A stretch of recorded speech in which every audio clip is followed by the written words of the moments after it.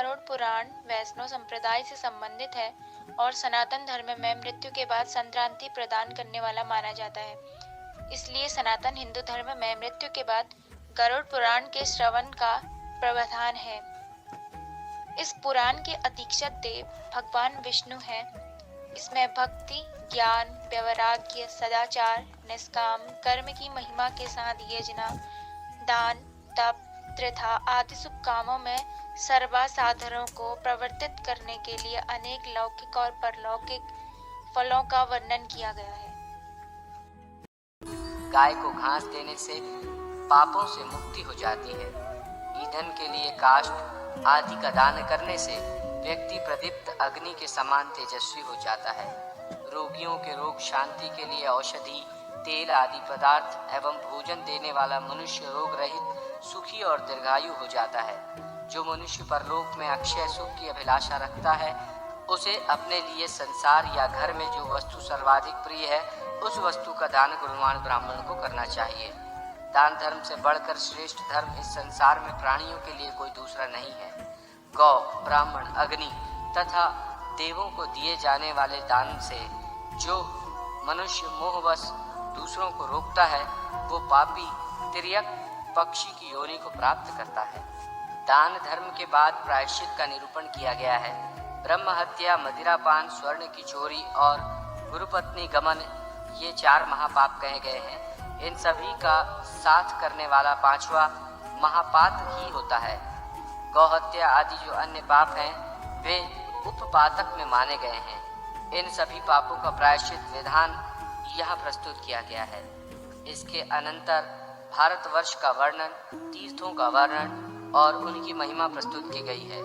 ज्योतिष चक्र में वर्णित नक्षत्र, उनके देवता एवं कतिपय शुभ अशुभ योगों तथा मुहूर्तों का वर्णन, ग्रह दशा, यात्रा, शकुन, छींक का फल, ग्रहों के शुभ एवं अशुभ स्थान तथा उनके अनुसार शुभाशुभ फल विवेचन यहाँ प्रस्तुत है।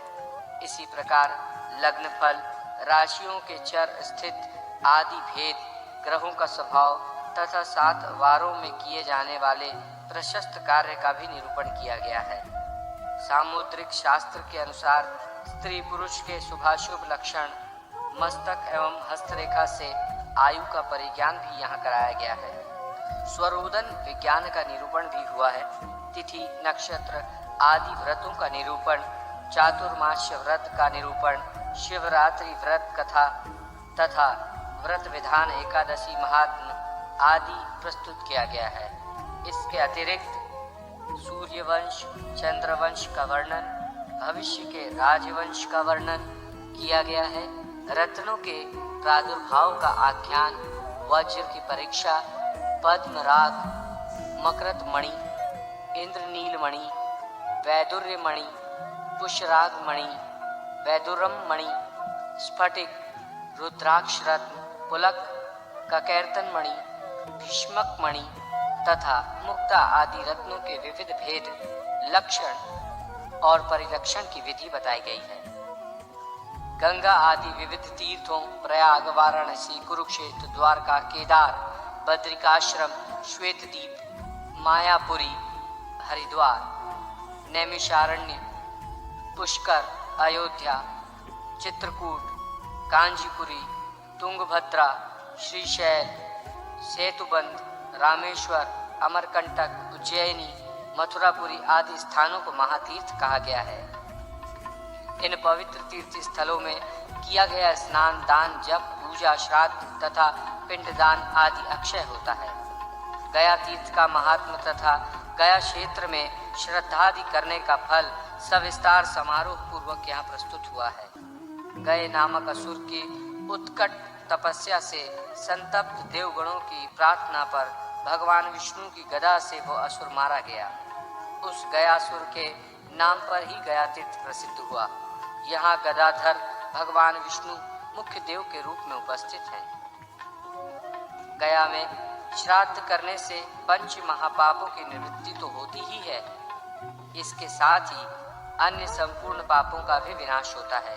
जिनकी संस्कार रहित दशा में मृत्यु हो जाती है अथवा जो मनुष्य पशु या चोर द्वारा मारे जाते हैं, जिनकी मृत्यु सर्प के काटने से होती है, वे सभी गया श्राद्ध के पुण्य से उन्मुक्त होकर स्वर्ग चले जाते हैं। गया में पिंडदान करने मात्र से पितरों को परम गति प्राप्त होती है। गया तीर्थ में पितरों के लिए पिंडदान करने से मनुष्य को जो फल प्राप्त होता है, 100 करोड़ वर्षों में भी उसका वर्णन नहीं किया जा सकता। यहाँ तक कहा गया है कि गया गमन मात्र से ही व्यक्ति पितृ ऋण से मुक्त हो जाता है। कहते हैं गया में भगवान विष्णु पितृ देवता के रूप में विराजमान रहते हैं। पुंडरीकाक्ष उन भगवान जनार्दन का दर्शन करने पर मनुष्य अपने तीनों ऋणों से मुक्त हो जाता है। गया क्षेत्र में कोई ऐसा स्थान नहीं है जहाँ पर तीर्थ नहीं है। 5 कोश के क्षेत्रफल में स्थित गया क्षेत्र में जहाँ तहाँ भी पिंडदान करने वाला मनुष्य अक्षय फल को प्राप्त कर अपने पितृगणों को ब्रह्मलोक प्रदान करता है। प्राचीन काल में रुचि नामक प्रजापति संसार के माया मोह को छोड़कर गृहस्थादिक आश्रमों के नियमों से रहित हो इधर उधर निहंकार भाव से अकेले ही विचरण करने लगे। ये देखकर उनके पितृजनों ने उन्हें गृहस्थाश्रम की महिमा बताते हुए पानी ग्रहण संस्कार को स्वर्ग एवं मोक्ष प्राप्ति का हेतु बताया, क्योंकि गृहस्थ समस्त देवताओं, पितरों, ऋषियों और याचकों की पूजा करके उत्तम लोक को प्राप्त करता है।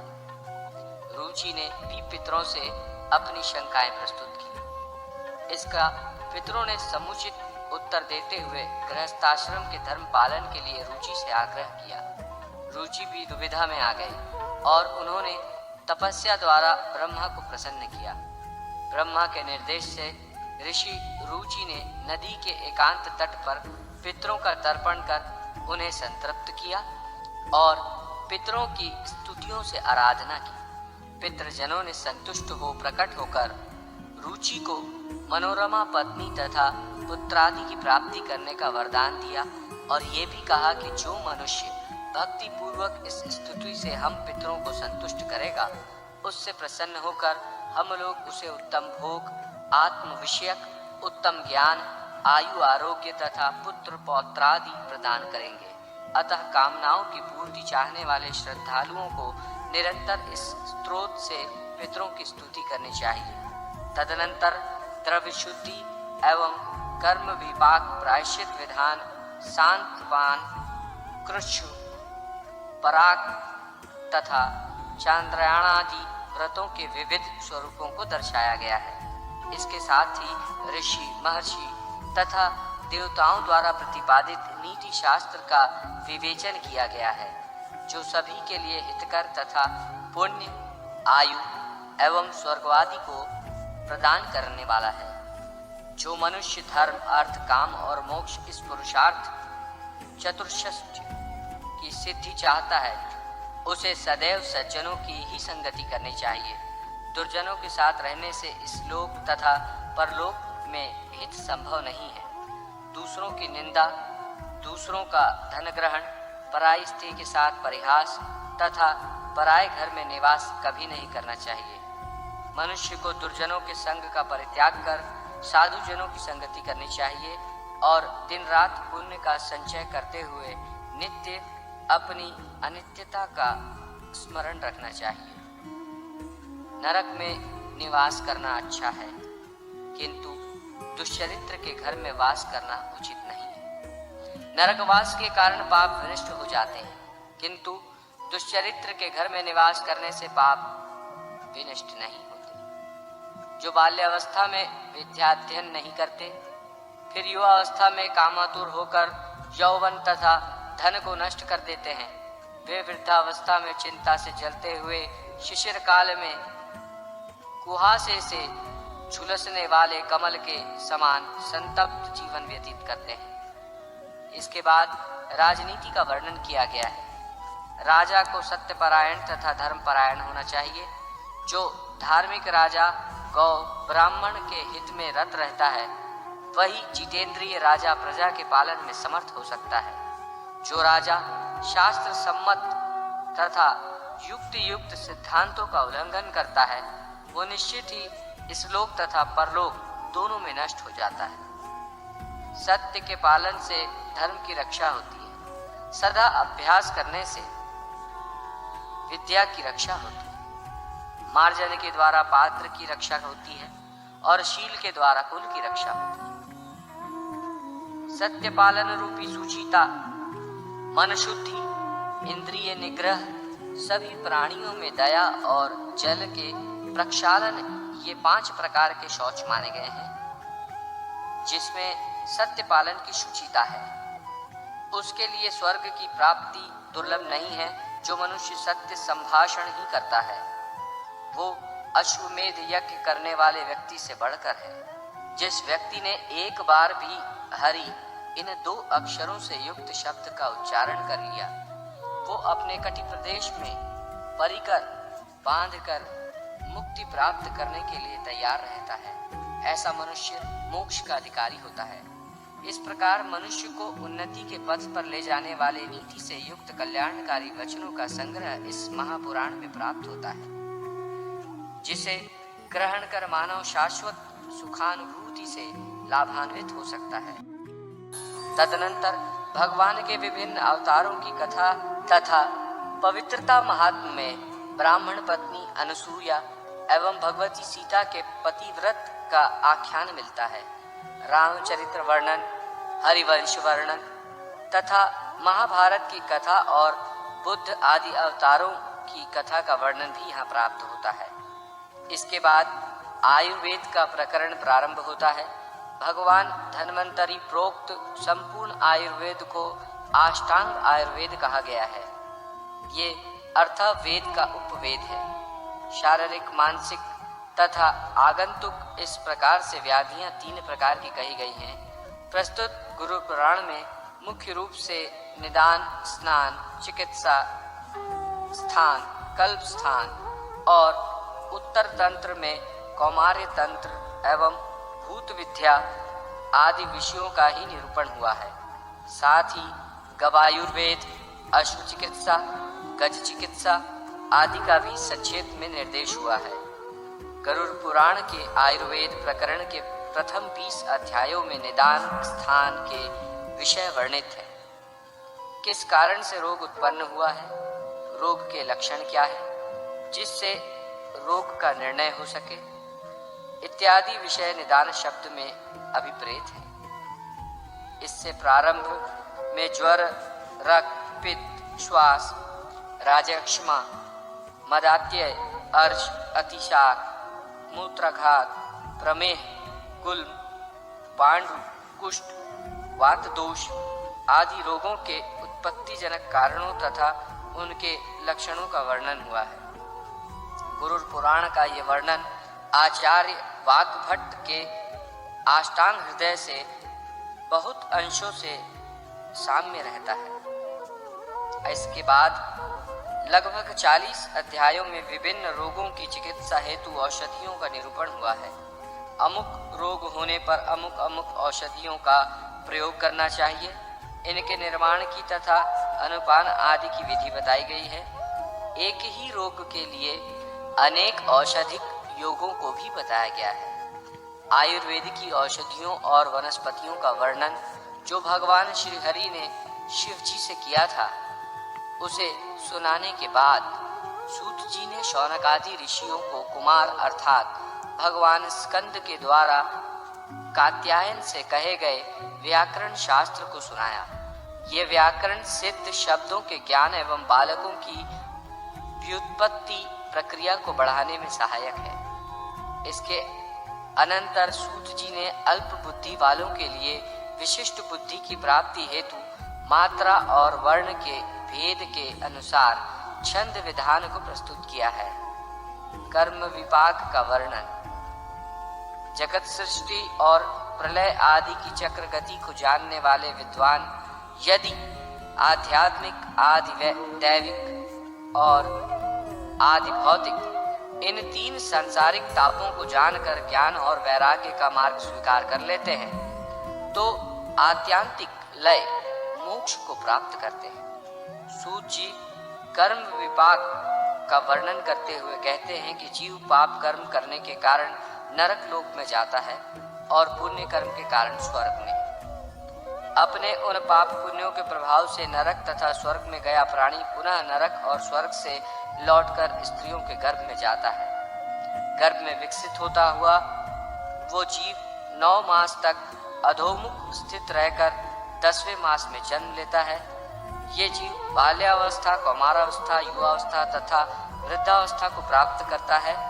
इसके बाद पुनः मृत्यु को प्राप्त हो जाता है। इस प्रकार ये जीव इस संसार चक्र में घटी यंत्र के समान घूमता रहता है। जीव नरक भोग करने के पश्चात पाप योनियों में जन्म लेता है। यहाँ पाप योनियों का वर्णन सविस्तार किया गया है।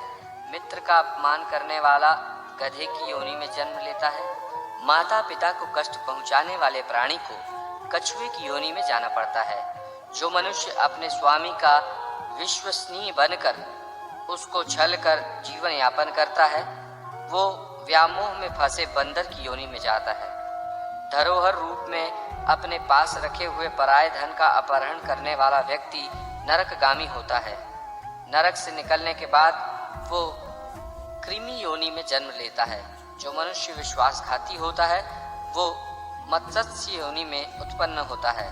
यज्ञ, दान तथा विवाहादि में विघ्न डालने वाले मनुष्य को कृमि योनि प्राप्त होती है। देवता, पितर, ब्राह्मणों को बिना भोजन आदि दिए जो मनुष्य अन्न ग्रहण कर लेता है वो नरक को जाता है। वहां से मुक्त होकर वो काक योनि को प्राप्त करता है। कृतघ्न व्यक्ति कृमि, कीट, पतंग आदि बिच्छू की योनियों में भ्रमण करता है। दूसरों की निंदा करना, कृतघ्नता, दूसरों की मर्यादा को नष्ट करना, निष्ठुरता, अत्यंत घृणित व्यवहार में अभिरुचि, पर स्त्री के साथ सहवास करना, पराय धन का अपहरण करना, अपवित्र रहना, देवों की निंदा, मर्यादा के बंधन को तोड़कर अशिष्ट व्यवहार करना, कृपणता तथा मनुष्यों का हनन, ये सब नरक भोग कर जन्म लिए हुए मनुष्यों का लक्षण कहा गया है।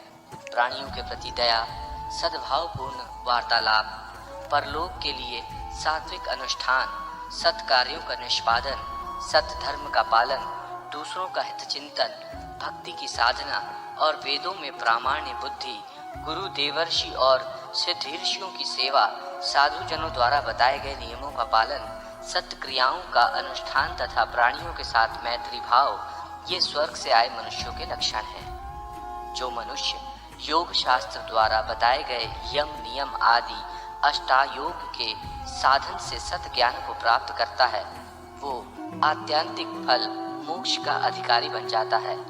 महायोग का वर्णन। सूत जी ने यहाँ समस्त अंगों सहित महायोग का वर्णन किया है। ये महायोग मनुष्यों को भोग और मोक्ष प्रदान करने में श्रेष्ठतम साधन है। महामति, भगवान दत्तात्रेय ने राजा अलग से कहा था, हे राजन, ममता ही दुख का मूल है और ममता का परित्याग ही दुख से निवृत्ति का उपाय है। अहंकार अज्ञान रूपी महातरु का अंकुर है। पाप मूलक आपातमरणीय सुख शांति के लिए ये अज्ञान रूपी महातरु पैदा हुआ है। जो लोग ज्ञान रूपी कुल्हाड़ी से अज्ञान रूप महावृक्ष को काटकर वे परब्रह्म में लीन हो जाते हैं, तदनंतर ब्रह्म रस को प्राप्त कर उसका भली भांति पान करके प्राज्ञ पुरुष नित्य सुख एवं परम शांति को प्राप्त करते हैं। जो लोग माया पाश से आबद्ध हैं वे सभी नित्य नैमित्तिक ही कार्य करते हैं और उसी में अंत तक लगे रहते हैं। इस कारण उन्हें परमात्मा का ऐक्य प्राप्त नहीं होता। जो पुनः इस संसार में जन्म लेते हैं, जो अज्ञान से मोहित हैं, वे ज्ञान योग प्राप्त करके अज्ञान से मुक्त हो जाते हैं। उसके बाद वो जीवन मुक्त योगी न कभी मरता है, न कभी दुखी होता है, न रोगी होता है, न संसार के किसी बंधन से आबद्ध होता है, न वो पापों से युक्त होता है, न तो नरक यातना का ही दुख भोगना पड़ता है और न उसे गर्भवास में जाना पड़ता है। वो स्वयं अव्यय नारायण स्वरूप हो जाता है। इस प्रकार की अनन्य भक्ति से वो योगी भोग और मोक्ष प्रदान करने वाले भगवान नारायण को प्राप्त कर लेता है। ध्यान, पूजा, जप, स्तोत्र, व्रत, यज्ञ और दान के नियमों का पालन करने से मनुष्य के चित्त की शुद्धि होती है। चित्त शुद्धि से ज्ञान प्राप्त होता है तथा इससे जन्म मरण के बंधन से मुक्ति भी मिलती है। भगवत गीता निरूपण। सूत जी भगवती का निरूपण करते हुए कहते हैं कि प्रभु भक्ति से जितना संतुष्ट होते हैं उतना किसी अन्य साधन से नहीं। भगवान हरि का निरंतर स्मरण करना मनुष्यों के लिए महान श्रेय का मूल है। ये पुण्यों की उत्पत्ति का साधन है और जीवन का मधुर फल है। इसलिए विद्वानों ने प्रभु की सेवा को भक्ति का बहुत बड़ा साधन कहा है।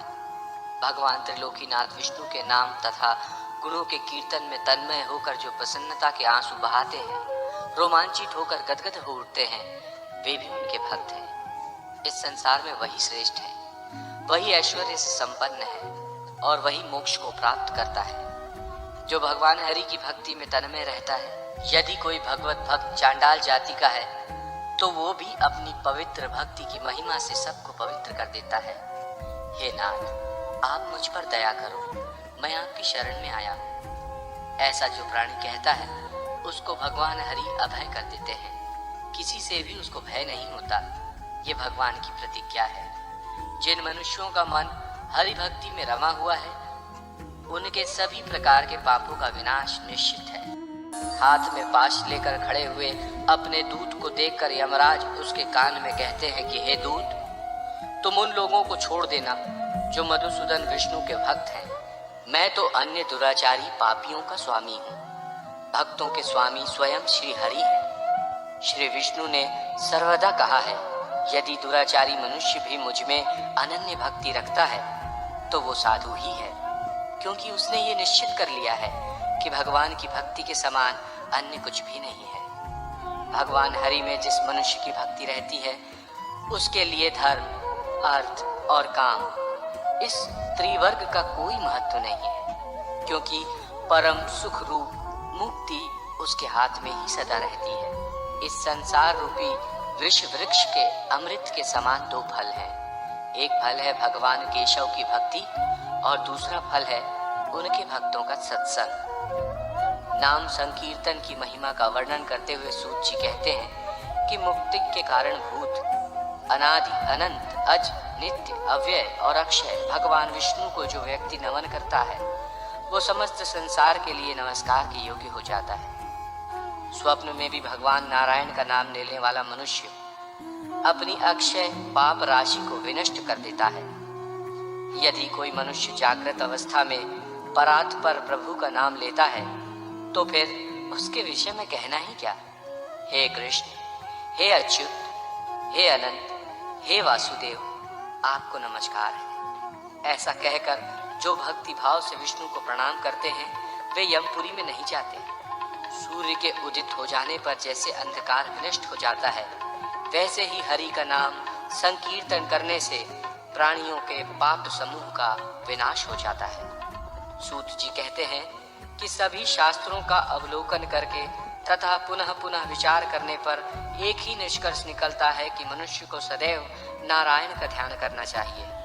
इस लोक और परलोक में प्राणियों के लिए जो दुर्लभ है, जो अपने मन में भी नहीं सोचा जा सकता, वो बिना मांगे ही ध्यान मात्र करने से भगवान मधुसूदन प्रदान कर देते हैं। पाप कर्म करने वालों की शुद्धि का ध्यान के समान अन्य कोई साधन नहीं है। ये ध्यान पुनर्जन्म देने वाले कारणों को भस्म करने वाली योगाग्नि है। भगवान का भक्त अनासक्त भाव से यदि अपने सभी कर्मों को विष्णु के चरणों में समर्पित करता है तो उसके कर्म साधु हो या असाधु बंधन कारक नहीं होते। इसके अनंतर श्री सूत जी भगवान शिव द्वारा कही गई नारसिंह स्तुति का वर्णन करते हैं। इसके साथ ही कलामृत स्तोत्र का भी वर्णन किया गया है जो देवर्षि नारद के पूछने पर शिव जी ने कहा था। तदनंतर मार्कंडेय मुनि के द्वारा कहे गए मृत्यु को निवारण करने वाले इसके बाद प्राणियों को सब कुछ प्रदान करने वाले अच्युत स्तोत्र का वर्णन किया गया है। ये स्तोत्र देवर्षि नारद के पूछने पर ब्रह्मा जी ने कहा था। सूत जी ने इस स्तोत्र की अत्यधिक महिमा का वर्णन किया है। आचार कांड के अंत में ब्रह्म ज्ञान और संग योग, आत्मज्ञान तथा गीता सार का निरूपण किया है। जीव का अंतिम लक्ष्य मुक्ति है। ये मुक्ति जीव को तभी प्राप्त होती है जब ये पुर्यष्टक तथा त्रिगुणात्मिका प्रकृति का परित्याग कर देता है। जीव को मुक्ति प्राप्त करने के लिए प्रकृति से स्वयं को अलग करना अनिवार्य है। इसके लिए शब्द आदि विषयों के प्रति अनासक्त होना आवश्यक है। प्राणायाम, जप, प्रत्याहार, धारणा, समाधि और ध्यान ये 6 योग के साधन हैं। इंद्रिय संयम से पापक्षय और पापक्षय से देवप्रीति सुलभ होती है। देवप्रीति मुक्ति एवं मुक्ति साधन की ओर उन्मुख होने के लिए प्रथम एवं अनिवार्य साधन है। आत्मज्ञान। भगवान नारद जी कहते हैं, कर्मों से भवबंधन और ज्ञान होने से जीव की संसार से मुक्ति हो जाती है। इसलिए आत्मज्ञान का आश्रय करना चाहिए। जो आत्मज्ञान से भिन्न ज्ञान है उसे अज्ञान कहा जाता है। जब हृदय में स्थित सभी कामनाएं समाप्त हो जाती हैं, तब जीव निसंदेह जीवन काल में ही अमृत प्राप्त कर लेता है। वस्तु मात्र का सार ब्रह्म ही है। तजोरूप ब्रह्म को एक अखंड परम पुण्य रूप समझना चाहिए। जैसे अपनी आत्मा सबको प्रिय है, वैसे ही ब्रह्म सबको प्रिय है, क्योंकि आत्मा ही ब्रह्म है। सभी तत्वज्ञ ज्ञान को सर्वोच्च मानते हैं। इसलिए चित्त का आलंबन बोध स्वरूप आत्मा ही है। ये आत्मविज्ञान है, ये पूर्ण है, शाश्वत है। जागते, सोते तथा सुषुप्तावस्था में प्राप्त होने वाला सुख पूर्व सुख रूप ब्रह्म का ही एक क्षुद्र अंश समझना चाहिए। हे नारद, मैं अनंत हूँ, हमारा ज्ञान भी अनंत है। मैं अपने में पूर्ण हूँ, आत्मा के द्वारा अनुभूत, अतः सुख में मैं ही हूँ। सात्विक, राजस और तामस गुण से संबंधित भावों में मैं ही नित्य परे रहता हूँ। मैं शुद्ध हूँ, अमृत स्वरूप हूँ, मैं ही ब्रह्म हूँ। मैं प्राणियों के हृदय में प्रज्वलित वो ज्योति हूँ जो दीपक के समान उनके अज्ञान रूपी अंधकार को विनष्ट करती रहती है। यही आत्मज्ञान की स्थिति है। गीता सार। गीता सार का वर्णन करते हुए भगवान नारद जी से कहते हैं, हे नारद, आत्म कल्याण ही परम कल्याण है। उस आत्मज्ञान से उत्कृष्ट और कुछ भी नहीं है। आत्मा देह रहित रूप आदि से हीन इंद्रियों में अतीत है। मैं आत्मा हूँ। संसार आदि संबंध के कारण मुझे किसी प्रकार का दुख नहीं है। जैसे आकाश में विद्युत अग्नि का प्रकाश होता है, वैसे हृदय में आत्मा के द्वारा आत्मा प्रकाशित होती है। यम, नियम, आसन, प्राणायाम, प्रत्याहार, ध्यान, धारणा और समाधि ये अष्टांग योग मुक्ति के लिए कहा गया है। शरीर, मन और वाणी को सदा सभी प्राणियों की हिंसा से निवृत्त रखना चाहिए, क्योंकि अहिंसा ही परम धर्म है और उसी से परम सुख मिलता है। सदा सत्य और प्रिय वचन बोलना चाहिए, कभी भी अप्रिय सत्य नहीं बोलना चाहिए। प्रिय मिथ्या वचन भी नहीं बोलना चाहिए। चोरी से या बलपूर्वक दूसरे के द्रव्य का अपहरण करना स्तेय है। स्तेय कार्य चोरी कभी भी नहीं करनी चाहिए, क्योंकि अस्तेय चोरी न करना ही धर्म का साधन है। आपत्ति काल में भी इच्छा पूर्वक द्रव्य का ग्रहण न करना ही अपरिग्रह है। यदीक्षा लाभ तथा अनायास प्राप्ति से संतुष्ट होना ही संतोष है। ये संतोष ही सभी प्रकार के सुख का साधन है। मन और इंद्रियों की जो एकाग्रता है वही परम तप है। कर्म, मन और वाणी से हरि की स्तुति, नाम स्मरण, पूजा आदि कार्य और हरि के प्रति निश्चला भक्ति को ही ईश्वर का चिंतन कहा जाता है। अपने शरीरगत वायु का नाम प्राण है। उस वायु के निरोध को प्राणायाम कहा जाता है। इंद्रियां असत चरणों में विचरण करती है, उनको ऋषियों से निवृत्त करना चाहिए। मूर्त और अमूर्त ब्रह्म चिंतन को ध्यान कहा जाता है। योगारंभ के समय मूर्तिमान और अमृत रूप में हरि का ध्यान करना चाहिए। तजोमंडल के मध्य में शंख, चक्र, गदा तथा पद्मधारी चतुर्भुज कौस्तुभ चिन्ह से विशोभित वनमाला वायु स्वरूप जो ब्रह्म से अधिष्ठित हैं, मैं वही हूँ। इस प्रकार मन का लय करके परमात्म प्रभु को धारण करना ही धारणा है। मैं ही ब्रह्म हूँ और ब्रह्मा ही मैं हूँ। इस प्रकार अहम और ब्रह्म पदार्थ का तादात्म्य रूप ही समाधि है। ब्रह्म गीता का सार तत्व वर्णन करते हुए भगवान कहते हैं कि ये सिद्ध ही परमात्मा है। उसी परमात्मा से आकाश, आकाश से वायु, वायु से अग्नि, अग्नि से जल तथा जल से पृथ्वी की उत्पत्ति हुई है, जो इस जगत प्रपंच की भी जन्मदात्री है। जागृत, स्वप्न तथा सुषुप्ति की अवस्थाओं से परे वो ब्रह्म अपने निर्गुण स्वभाव में ही रहता है। उस क्रियाशील शरीर के साथ रहने तथा न रहने की स्थिति में भी वो नित्य शुद्ध स्वभाव वाला ही है, उसमें कोई विकृति नहीं आती है। मुमुक्षु के अंतःकरण के कैवल्य अर्थात उस परमात्मा के साक्षात्कार की अवस्था आ जाती है। अतः मोक्षार्थी को उस स्थिति में जीवात्मा के विषय में विचार कर उसको शरीर से पृथक समझना चाहिए, क्योंकि आत्म तत्व को शरीर से अतिरिक्त न मानने पर ब्रह्म तत्व से साक्षात्कार करने में अनेक बाधाएं आती हैं। अतः उन बाधाओं को दूर करना अपेक्षित है। ब्रह्म को नित्य शुद्ध, बुद्ध, सत्य तथा अद्वैत कहा जाता है। ये आत्म तत्व परम ज्योति स्वरूप है, ये चिदानंद है, ये सत्य, ज्ञान और अनंत है। यही तत्वमसि है, ऐसा वेदों का भी कथन है। मैं ब्रह्मा हूं। सांसारिक विषयों से जो परे रहता है, मैं वही निर्लिप्त देव हूं। मैं तो वही अनादि देवी देवेश्वर परब्रह्म ही हूं, जिसके आदि और अंत का ज्ञान किसी को भी नहीं है। यही गीता का सार है। इसको सुनकर मनुष्य ब्रह्म में लीन हो सकता है, अर्थात उसे जीवन मुक्ति प्राप्त हो सकती है। गरुड़ पुराण का महत्व। आचार कांड के अंतिम अध्याय में गरुड़ पुराण का महात्म वर्णित है।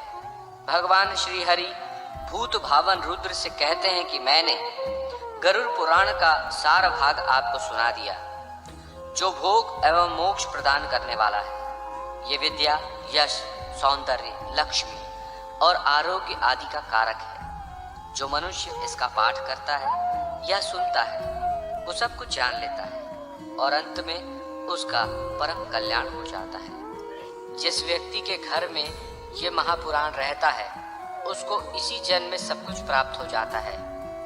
इस महापुराण को पढ़ने एवं सुनने से मनुष्य को धर्म, अर्थ, काम और मोक्ष इन चारों पुरुषार्थों की सिद्धि हो जाती है। जो मनुष्य इस पुराण के एक भी श्लोक का पाठ करता है, उसकी अकाल मृत्यु नहीं होती है। पक्षी श्रेष्ठ गरुड़ जी के द्वारा कहा गया ये महापुराण धन्य है। ये सबका कल्याण करने वाला है। धर्मकांड प्रेतकल्प।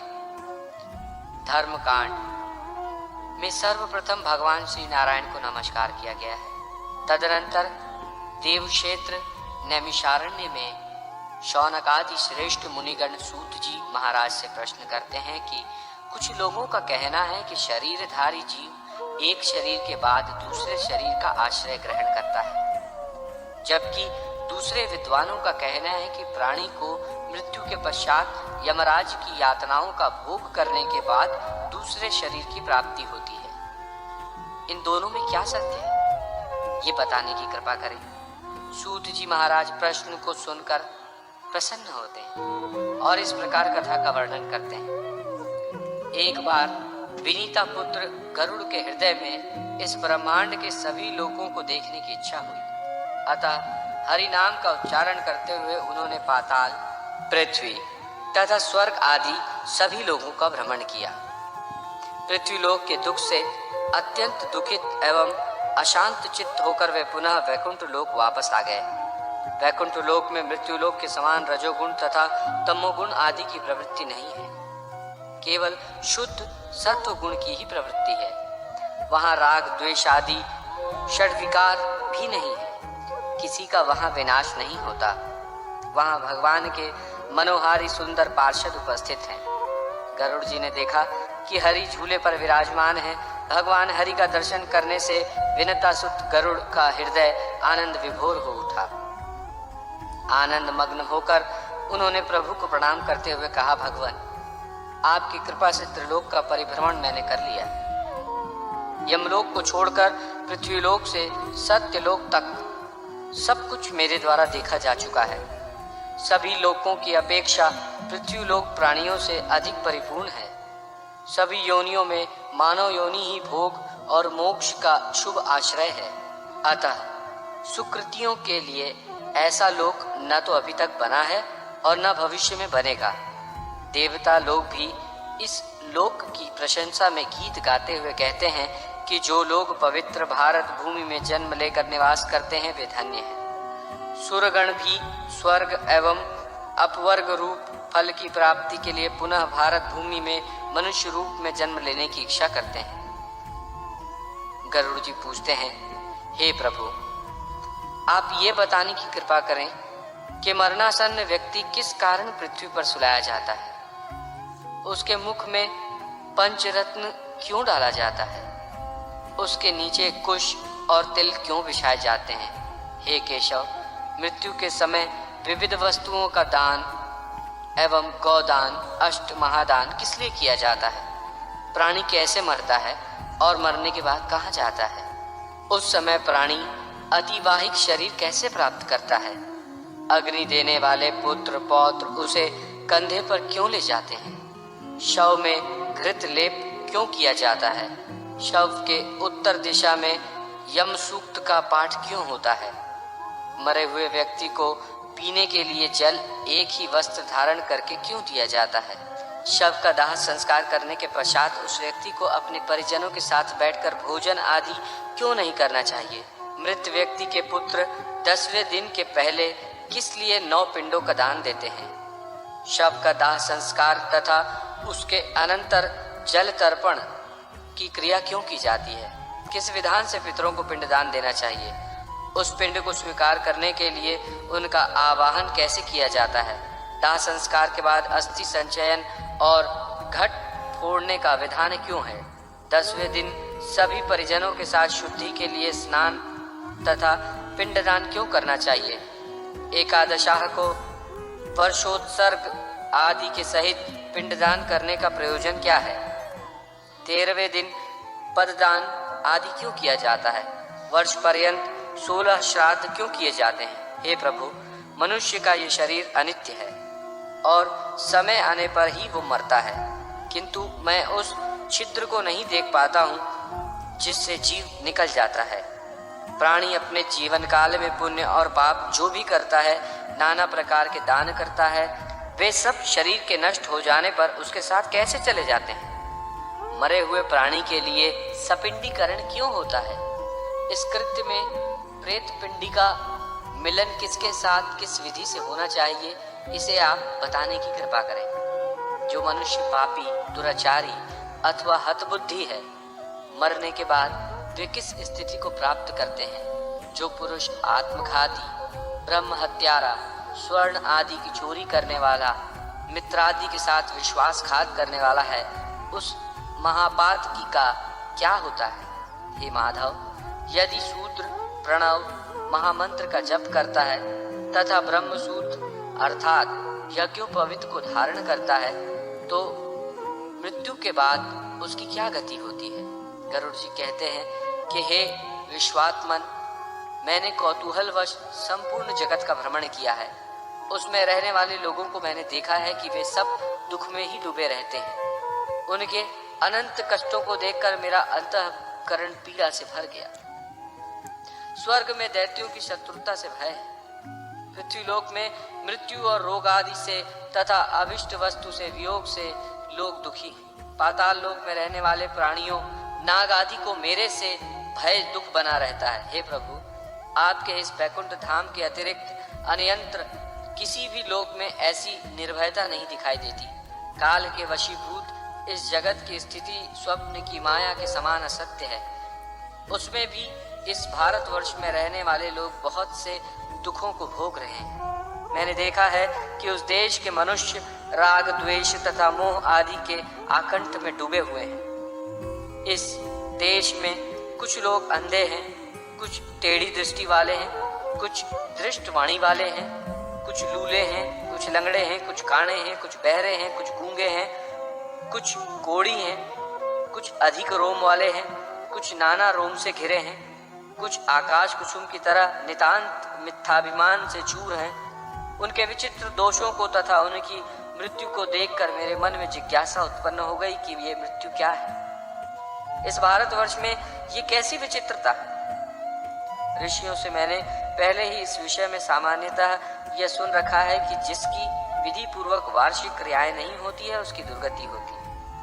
फिर भी प्रभु, इसकी विशेष जानकारी के लिए मैं आपसे पूछ रहा हूं। हे उपेंद्र, मनुष्य की मृत्यु के समय उसके कल्याण के लिए क्या करना चाहिए, कैसा दान देना चाहिए? मृत्यु और शमशान भूमि तक पहुंचने की कौन सी विधि अपेक्षित है? चिता में शव को जलाने की क्या विधि है? तत्काल अथवा विलंब से उस जीव को कैसे दूसरी देह प्राप्त होती है? यमलोक को जाने वाले के लिए वर्ष पर्यंत कौन सी क्रियाएं करनी चाहिए? दुर्बुद्धि अर्थात दुराचारी व्यक्ति की मृत्यु होने पर उसका प्रायश्चित क्या है? पंचकादि में मृत्यु होने पर पंचक शांति के लिए क्या करना चाहिए? हे देव, आप मेरे ऊपर प्रसन्न हो। आप मेरे इस संपूर्ण भ्रम को विनष्ट करने में समर्थ हैं। मैंने आपसे ये सब लोक मंगल की कामना से पूछा है, मुझे बताने की कृपा करें। ध्यान योग का वर्णन। श्री हरि ने पुनः कहा, अब मैं भोग तथा मोक्ष प्रदान करने वाले योग को कह रहा हूँ। योगियों के द्वारा ध्यान गम्य जो देव हैं उन्हें ही ईश्वर कहा जाता है। हे महेश्वर, उनके लिए किए जाने वाले योग को सुने। ये योग समस्त पापों का विनाशक है। योगी को आत्मस्वरूप परमात्मा की स्वयं में इस प्रकार भावना करनी चाहिए, मैं ही विष्णु हूँ, मैं ही सभी का ईश्वर हूँ, मैं ही अनंत हूँ और मैं ही छह उर्मियों शोक मोह जरा मृत्यु क्षुधा एवं पिपासा से रहित हूँ। मैं ही वासुदेव हूँ, मैं ही जगन्नाथ और ब्रह्मरूप हूँ। मैं ही समस्त प्राणियों के शरीर में स्थित रहने वाला आत्मा और सर्वदेह विमुक्त परमात्मा हूँ। मैं ही शरीर धर्म से रहित क्षर समस्त प्रपंच अक्षर कूटस्थ चेतना भोक्ता से अतीत मन के साथ पांच इंद्रियों में मूल शक्ति रूप से स्थित मैं स्वयं अतीन्द्रिय इंद्रियों से अग्राह्य होता हुआ दृष्टा श्रोता एवं घ्राता गंध ग्रहण करने वाला हूँ। मैं इंद्रिय धर्म से रहित जगत का सृष्टा नाम और गोत्र से शून्य मननशील सबके मन में स्थित देवता हूँ, किंतु मुझ में मन नहीं है और न तो उसका धर्म ही है। मैं ही विज्ञान तथा ज्ञान स्वरूप हूँ। मैं ही समस्त ज्ञान का आश्रय बुद्धि रूप गुहा में स्थित प्राणी मात्र का साक्षी तटस्थ दृष्टा तथा सर्वज्ञ और बुद्धि की अधीनता से मुक्त हूँ। मैं ही बुद्धि के धर्मों से भी शून्य हूँ। मैं ही सर्वस्वरूप सर्वगत मनस्वरूप और प्राणी मात्र के किसी भी प्रकार के बंधन से सर्वथा विनिर्मुक्त तथा प्राण धर्म बुभुक्षा एवं पिपासा से विमुक्त हूँ। मैं ही प्राणियों का प्राण स्वरूप हूँ। मैं ही महाशांत भय शून्य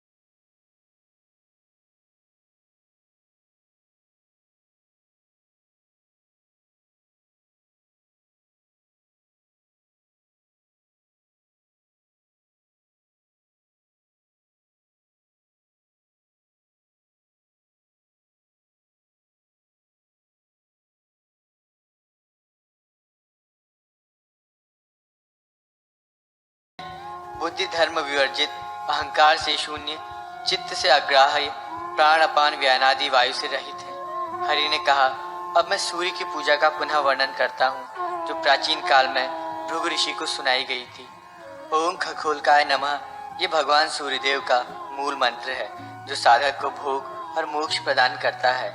अतः मंत्र से अंगन्यास करके साधक को सूर्यदेव की पूजा करनी चाहिए। सूर्य का ये मंत्र साधक के समस्त पापों को विनाश करने वाला है। इसे अग्नि प्राकार मंत्र भी कहते हैं। भगवान सूर्य को प्रसन्न करने वाला मंत्र सूर्य गायत्री मंत्र कहलाता है। इस मंत्र जप के पश्चात साधक को सूर्य एवं गायत्री का सकलीकरण करना चाहिए। साधक को प्रत्येक दिशा प्रदिशा में दिक्पाल देवों के प्रणाम के लिए निवेदन करना चाहिए। ओम धर्मात्मने नमः पूर्व में, ओम यमाय नमः दक्षिण में, ओम दंडनायकाय नमः पश्चिम में, ओम देवताय नमः उत्तर में, ओम श्याम पिंगलाय नमः ईशान में, ओम दीक्षिताय नमः अग्निकोण में, ओम वज्रपाणे नमः नैऋत्य कोण में, ओम भूर्भुवस्वः नमः वायुकोण में। हे वृषध्वज, साधक को चाहिए कि वो मंत्रों से पूर्वादि दिशाओं से प्रारंभ करके ईशान कोण तक चंद्रादि ग्रहों की भी पूजा करे। 3 मंत्रों से सूर्यदेव को प्रणाम करके उन देव को अर्घ्यादि प्रदान करने के लिए आवाहित करना चाहिए। मंत्र से आवाहित इन अभीष्ट देव का मंत्र से विसर्जन करें। मंत्र से आवाहित इन अभीष्ट देव का मंत्र से विसर्जन करें। हे सहस्र रश्मि भगवान आदित्य, आपके लिए मेरा प्रणाम है। हे कृपालु, आप पुनः आगमन के लिए सुखपूर्वक पधारें। हरि ने कहा, हे रुद्र, मैं पुनः सूर्य पूजा की विधि का वर्णन करूंगा, जिसे मैंने पहले कुबेर से कहा था। सूर्य पूजा प्रारंभ करने के पूर्व एकाग्रचित्त होकर पवित्र स्थान पर कर्णिका युक्त अष्टदल कमल बनाए। तदनंतर सूर्यदेव का आवाहन करें। तत्पश्चात भूमि पर निर्मित कमलदल के मध्य में यंत्र रूपी खगोलक भगवान सूर्य की उनके परिकरों के साथ स्थापना करें तथा उन्हें स्नान कराए। हे शिव, इसके बाद साधक अग्निकोण में अभीष्ट देव के हृदय की स्थापना करें। ईशान कोण में सिर की स्थापना करके नैऋत्य कोण में शिखा का विन्यास करें। वो पुनः एकाग्रचित्त होकर पूर्व दिशा में उनके धर्म, वायुकोण में उनके नेत्र और पश्चिम दिशा में उनके अस्त्र का विन्यास करें। इसी प्रकार अष्टदल कमल के ईशान कोण में चंद्र, पूर्व दिशा में मंगल, अग्निकोण में बुध, दक्षिण दिशा में बृहस्पति, नैऋत्य कोण में शुक्र, पश्चिम दिशा में शनि, वायुकोण में केतु एवं उत्तर दिशा में राहु के पूजन का विधान है। अतः साधक को इन सभी ग्रहों की पूजा करके द्वितीय कक्ष में साथ ही 12 सूर्यों की पूजा भी करनी चाहिए। भग, सूर्य, अर्यमा, मित्र, वरुण, सविता, धाता, विवस्वान, त्वष्टा, पूषा, इंद्र और विष्णु, ये 12 सूर्य कहे गए हैं। 12 सूर्यों की पूजा करने के बाद पूर्वादि दिशाओं में इंद्रादि देवों की अर्चना करें तथा जया, विजया, जयंती एवं अपराजिता शक्तियों की और शेष, वासुकी आदि नागों की पूजा करें। मृत्युंजय मंत्र जप की महिमा। सूत जी ने कहा, अब मैं मृत्युंजय पूजा का वर्णन करूंगा, जिसको गरुड़ ने कश्यप ऋषि से कहा था। वो साधक का उद्धार करने वाली पुण्य प्रदायिनी एवं सर्वदेवमय पूजा है, ऐसा सभी का अभिमत है। सूत जी ने कहा, मृत्युंजय मंत्र ओम जुंग सह 3 अक्षरों वाला है। पहले ओंकार का उच्चारण करके जुंग हुंग का उच्चारण करें। तदनंतर विसर्ग के साथ सह का उच्चारण करना चाहिए। ये मंत्र मृत्यु और दरिद्रता का मर्दन करने वाला है तथा शिव, विष्णु, सूर्य आदि सभी देवों का कारणभूत है। ओम जुंग सह ये महामंत्र अमृतेश के नाम से कहा जाता है। इस मंत्र का जप करने से प्राणी संपूर्ण पापों से छूट जाता है और मृत्यु रहित हो जाता है, अर्थात मृत्यु के समान होने वाले उसके कष्ट दूर हो जाते हैं। इस मंत्र का 100 बार जप करने से वेदाध्ययन जनित पुण्य फल तथा यज्ञकृत फल एवं तीर्थ स्नान दान पुण्य आदि का फल प्राप्त होता है। तीनों संध्याओं में 108 बार इस मंत्र का जप करने से मनुष्य मृत्यु को जीत लेता है, कठिन से कठिन विघ्न बाधाओं को पार कर जाता है, शत्रुओं पर विजय प्राप्त कर लेता है। भगवान मृत्युंजय श्वेत कमल के ऊपर बैठे हुए वरदहस्त तथा अभय मुद्रा धारण किए रहते हैं। तात्पर्य ये कि उनके एक हाथ में अभय मुद्रा है और एक हाथ में वरद मुद्रा, दोनों हाथों में अमृत कलश है। इस रूप में अमृतेश्वर का ध्यान करने के साथ ही अमृतेश्वर भगवान के वामांग में रहने वाली अमृत भाषिणी अमृता देवी का भी ध्यान करना चाहिए। देवी के दाएं हाथ में कलश और बाएं हाथ में कमल सुशोभित रहता है। हे शिव, यदि 1 मास तक अमृता देवी के साथ अमृतेश्वर भगवान का ध्यान करते हुए मानव ओम जुंग सह इस मंत्र का तीनों संध्याओं में 8000 जप करे तो वो जरा, मृत्यु तथा महाव्याधियों से मुक्त हो जाता है और शत्रुओं पर विजय प्राप्त कर लेता है।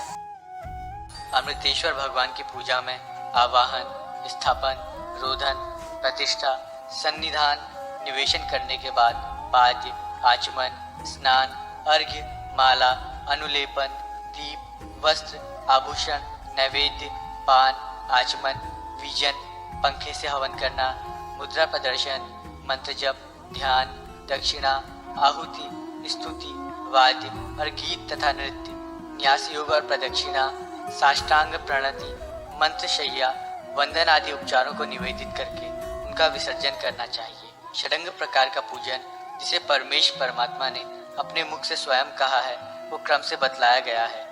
उसे जो जानता है वही पूजक है।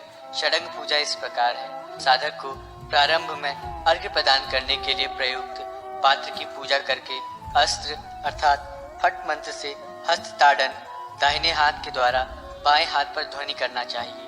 उसके बाद कवच हुंग मंत्र से शोधन कर अमृतकरण की क्रिया को पूर्ण करें। तत्पश्चात आधार शक्ति आदि की पूजा, प्राणायाम, आसनोपवेशन तथा देह शुद्धि करके भगवान अमृतेश का ध्यान करना चाहिए। तदनंतर अपनी आत्मा को देव स्वरूप में स्वीकार कर अंगन्यास करन्यास करके साधक हृदय कमल में स्थित ज्योतिर्मय आत्मदेव का पूजन करे। उसके बाद मूर्ति पर अथवा यज्ञ के लिए बनी हुई वेदी पर चित्रित देव के ऊपर सुंदर पुष्प अर्पित करे। द्वार पर अवस्थित रहने वाले देवों का आवाहन और पूजन करने के लिए पहले आधार शक्ति की पूजा करे।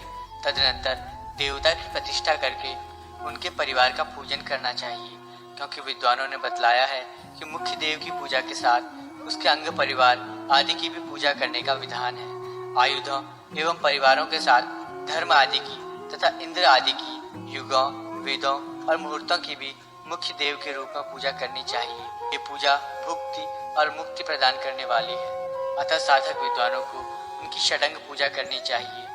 देवमंडल की पूजा करने के पूर्व मातृका, गण देवता, नंदी और गंगा की पूजा करके देवस्थान के देहली भाग पर महाकाल तथा यमुना जी की पूजा करनी चाहिए।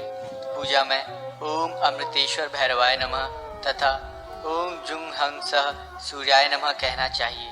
इसी प्रकार प्रारंभ में प्रणव मंत्र ओंकार को जोड़कर नामोच्चार करते हुए अंत में नमः शब्द का प्रयोग करके शिव, कृष्ण, ब्रह्मा, गण, चंडिका, सरस्वती और महालक्ष्मी आदि की पूजा करनी चाहिए। सर्पों के विष हरने के उपाय तथा दुष्ट उपद्रवों को दूर करने के मंत्र, प्राणेश्वरी विद्या।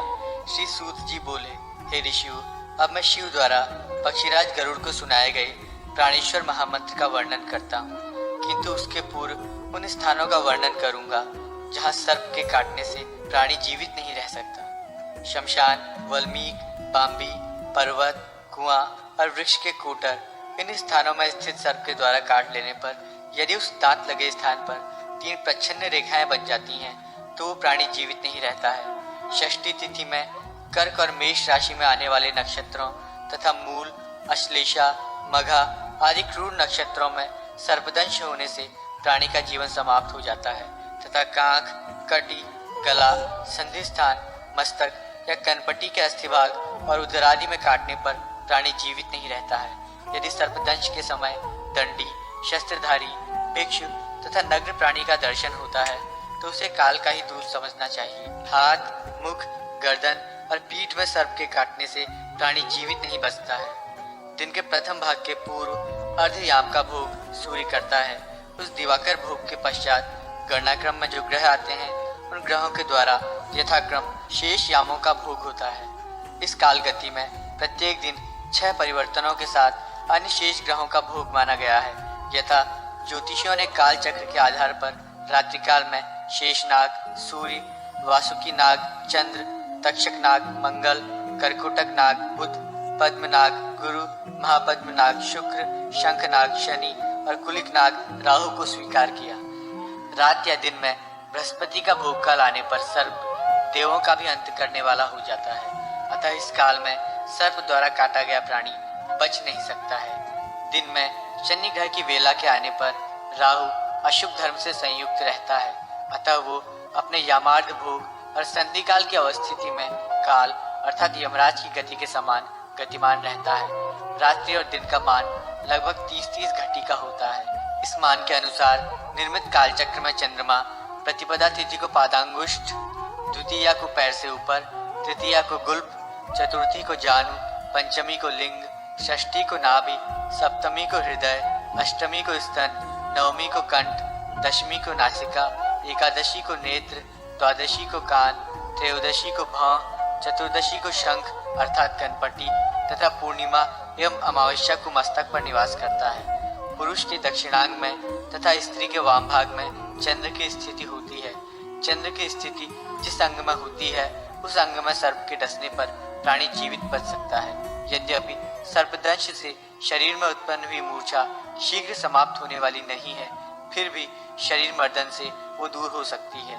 स्फटिक के समान निर्मल ओम हंसः नामक बीज मंत्र साधक का परम मंत्र है। विष रूपी पाप को नष्ट करने में समर्थ इस बीज मंत्र का प्रयोग सर्पदंश से मूर्छित प्राणी पर करना चाहिए। इसके 4 प्रकार हैं। प्रथम, मात्रा बीज बिंदु से युक्त है। दूसरा, 5 स्वरों से संयुक्त है। तीसरा, 6 स्वरों वाला और चौथा विसर्ग युक्त है। प्राचीन समय में पक्षीराज गरुड़ ने तीनों लोकों की रक्षा के लिए ओम कुरुकुले स्वाहा इस महामंत्र को आत्मसात किया था। अतः सर्प एवं सर्पिणियों के विष को शांत करने के लिए इच्छुक व्यक्ति को मुख में ओम, कंठ में कुरु, दोनों गुल्फों में कुले तथा दोनों पैरों में स्वाहा मंत्र का न्यास करना चाहिए।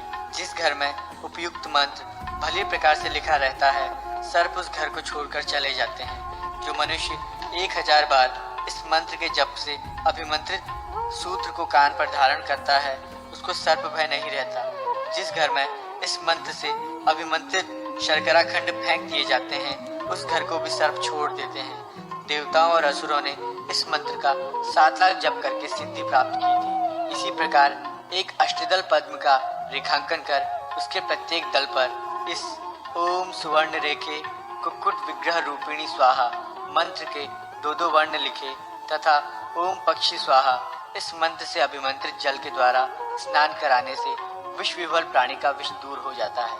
ओम पक्षी स्वाहा इस मंत्र के द्वारा अंगुष्ठ भाग से लेकर कनिष्ठा पर्यंत करन्यास तथा मुख, हृदय, लिंग और पैरों में अंगन्यास करे तो विषधर नाग ऐसे मनुष्य की छाया को स्वप्न में भी नहीं लाग सकता। जो मनुष्य इस मंत्र का 1 लाख जप करके सिद्धि प्राप्त कर लेता है, वो अपनी दृष्टि मात्र से व्यथित व्यक्ति के शरीर में व्याप्त विष को नष्ट कर देता है।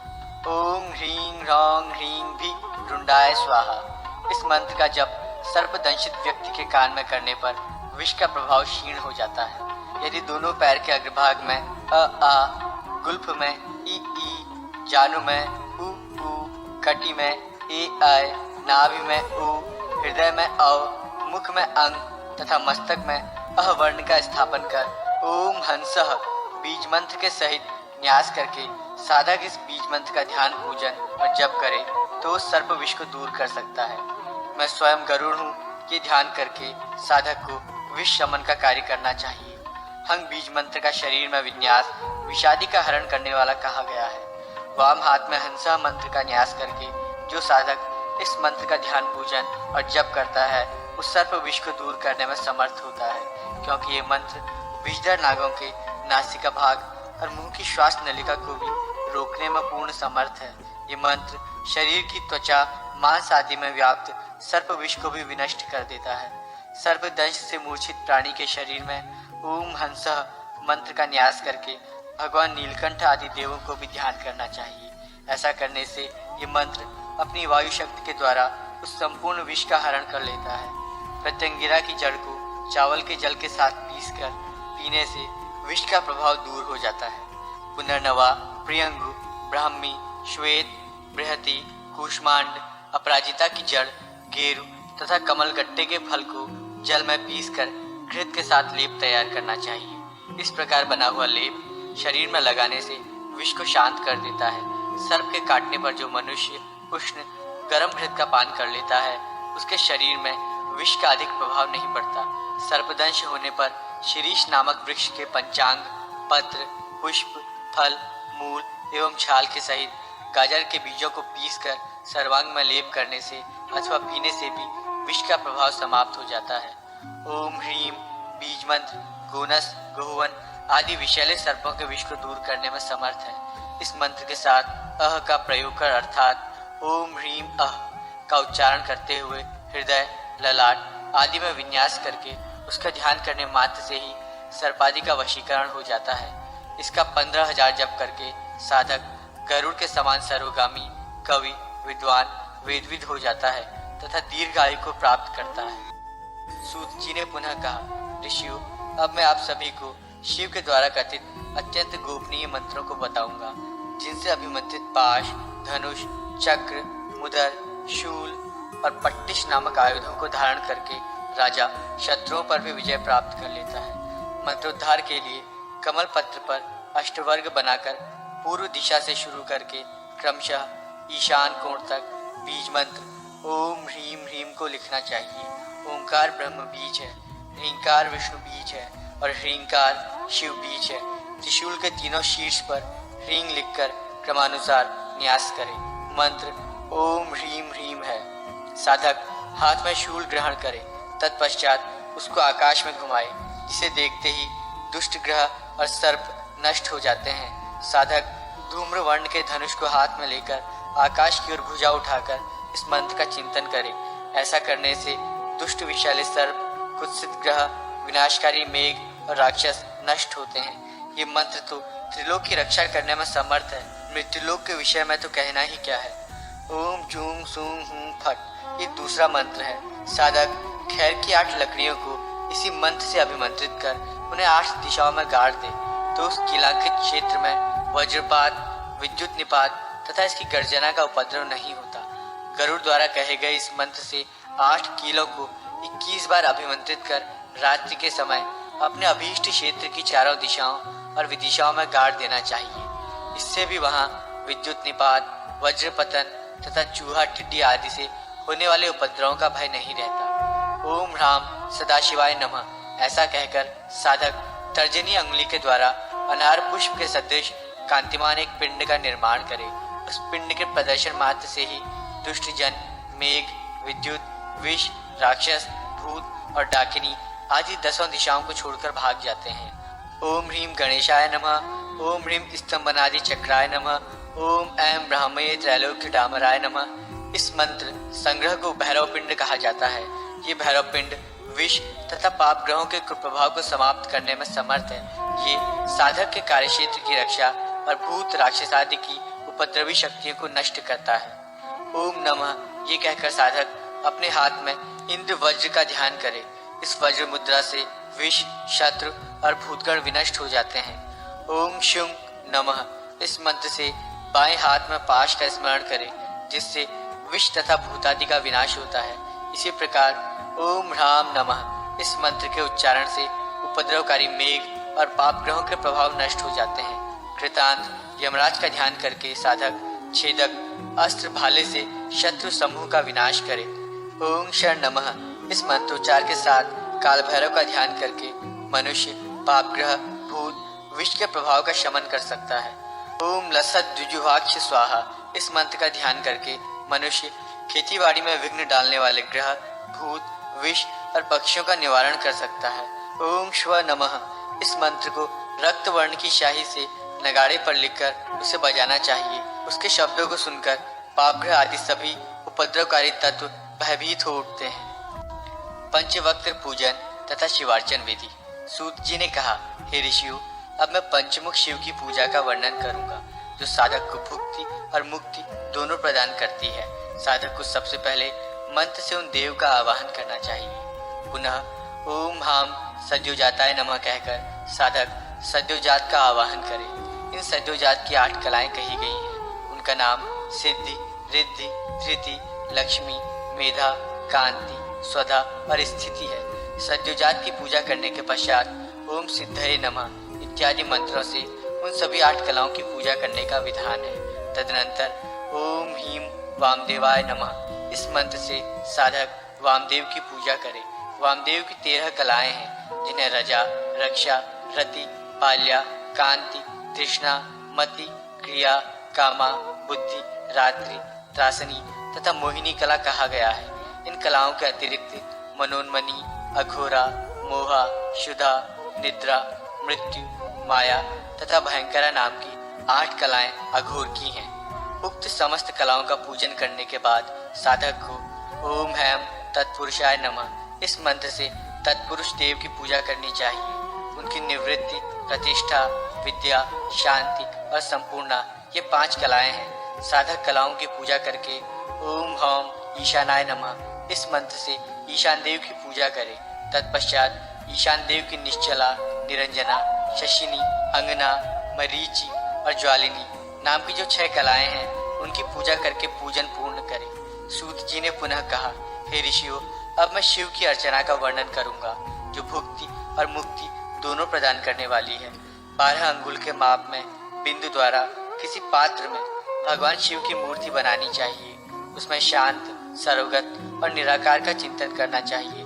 बिंदु द्वारा बनाई गई मूर्ति में ऊपर की ओर 5 बिंदु लगाने चाहिए। जो शिव का मुख है वो छोटे आकार में होना चाहिए और नीचे की ओर मूर्ति के अनुसार बिंदु लगाकर बड़े बड़े अंग बनाने चाहिए।